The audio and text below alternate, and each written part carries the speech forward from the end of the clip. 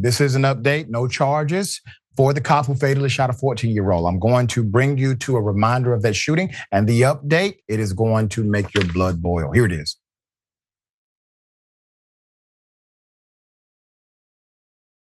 Hey, back up. We have a victim down. Victim down. Hey, slow down. Slow down. Let me take point with the rifle. Hey, back up. Get out. Hold on. He's going to two. You got it? You got it? Yeah. Okay. He's hitting right on the right hand side.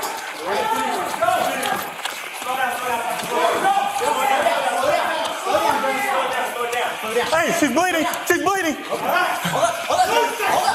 Hold up. I got it. Shots fired. I got it.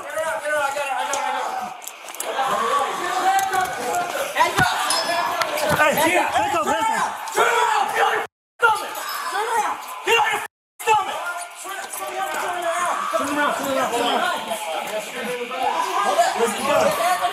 With millions watching and many people benefiting from this program called Indisputable, we just need 1% of the viewers to become a paid member so we can continue to bring this content to you. Now back to the show. Put up the picture. Per Cal Matters, the California Justice Department announced Wednesday that it has found no cause to file charges against Los Angeles Police Department officer William Jones on the left, who, while aiming at a suspect, 29-year-old Danielle Elena Lopez on the right, shot and killed 14-year-old Valentina Orellana Peralta in the center, who was hiding in a department store fitting room. And the probe fell under the State Justice Department's 2-year-old program that investigates fatal police shootings of unarmed individuals. Let's put up a picture of the 14-year-old, because this 14-year-old was simply trying to be safe. She was picking out a dress with a mother just before Christmas. This was in 2021. We covered it back then. When she was shot and killed by a bullet that ricocheted off the floor, she reportedly died in her mother's arms. A recap of the incident shows that in December 23rd, 2021, right before Christmas, a shooting began with a 911 call about a man striking people with a metal bike lock at a Burlington coat factory store. Store surveillance footage showed Lopez bringing his bicycle into the store and assaulting at least 3 women with a U-shaped lock.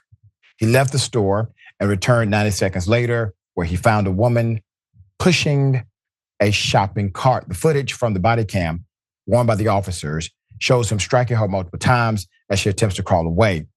Then he drags her toward the dressing rooms. At least 10 Los Angeles police officers can be seen on the footage walking toward Lopez. According to body camera footage, Jones saw the woman lying on the floor, her face covered in blood. Another officer can be heard yelling for Jones to slow down. Hold up, Jones. Jones replied, "She's bleeding," before then looking up to see Lopez and then firing 3 times. If you listen to his partner, if you would have listened, this may not have happened. Fatally wounding Lopez, falls to the ground, fatally wounded, falls to the ground as the cries of the mother can be heard coming from the dressing room shortly after the gunfire. That is the mother you hear in the background crying hysterically. The evidence shows that Officer Jones likely believed he was acting in self-defense or defense of others. The Justice Department concluded in its analysis, quote, "This killing appears to have been unintended and unforeseeable. Multiple officers told Jones to slow down as he advanced through the department store, according to the body-worn camera footage provided by the Los Angeles Police Department." Now, before I continue, I want you to understand clearly what the argument was from day one. The argument was never that he committed premeditated malice murder. That was never the argument. The argument was never that he committed premeditated malice murder. The argument was that he was so reckless in his conscious conduct that he knew or should have known that something like this can happen inside of a department store if you fire a high-powered rifle, gun, inside of a department store, things like this can happen. He knew or should have known. And if he knew or should have known this, that means that his actions were grossly negligent, criminally negligent. Homicide was what we were looking for in order to garner justice for this child who was killed right before Christmas, okay? Now, he's not being held accountable. The Justice Department has said in his local jurisdiction, he likely did not know the danger involved in shooting this weapon inside of this store with all of these people around. There's more. Los Angeles officer Jordan Head had a 40mm beanbag gun, but before he could aim it at the suspect, Jones decided to fire his AR-15 instead 3 times. Head did not discharge the 40mm launcher because before he could aim, rounds were already fired and the suspect fell to the ground and there was no longer an immediate threat, according to the Justice Department analysis of the shooting.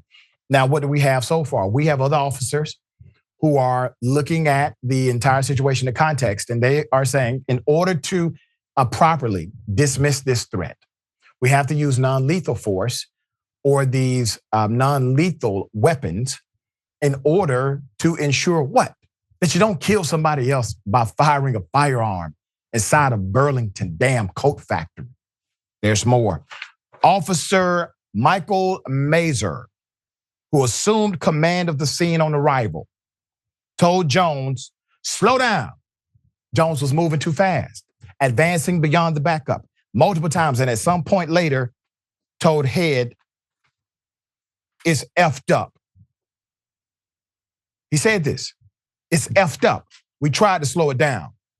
Mazur later explained his comment as referring to an emotional release of a very violent crime scene. No, sir, you were trying to slow down the officer who ended up killing the child. That's what you were talking about. It's effed up that he decided to break command, that he decided to not listen to his protocol and his backup, that he decided to engage in lethal weaponry combat rather than a non-lethal option as his partner had. It is sad, but your utterance, sir, is well noted, regardless of how you try to spin it later for the sake of blue. That's my opinion of it. You put it up full mass. State Attorney General Rob Bontat remarked on the decision, quote, this case was a particularly challenging one to process as this involved the loss of 2 lives. Any loss of life is a tragedy. And my heart goes out especially to the family of Valentina, who tragically lost her life and whose only involvement in this incident was being at the wrong place at the wrong time. The Justice Department program has closed 8 police shooting cases since July 2021. It has not recommended charges against officers in any of these cases. There are 46 cases still open, the oldest one dating back to August 2022. Attorney General, you don't have a great track record here.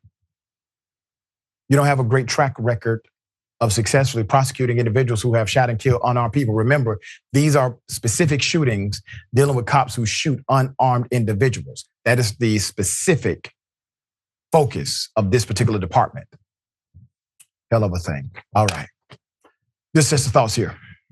Yeah, accidents happen, which is exactly why we want less firearms in the world.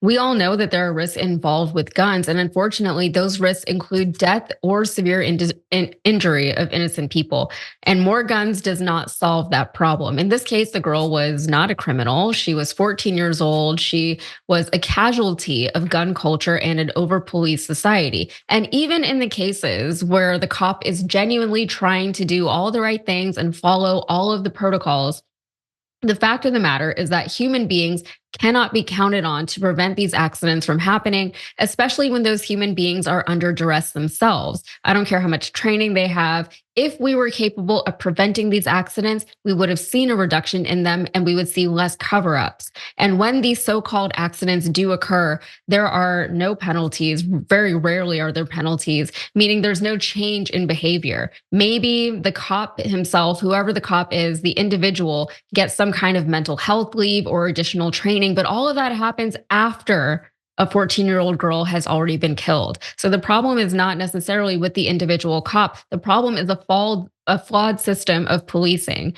There's a reason why these stories are so uniquely American. Very well said. We will bring updates as they come, all right?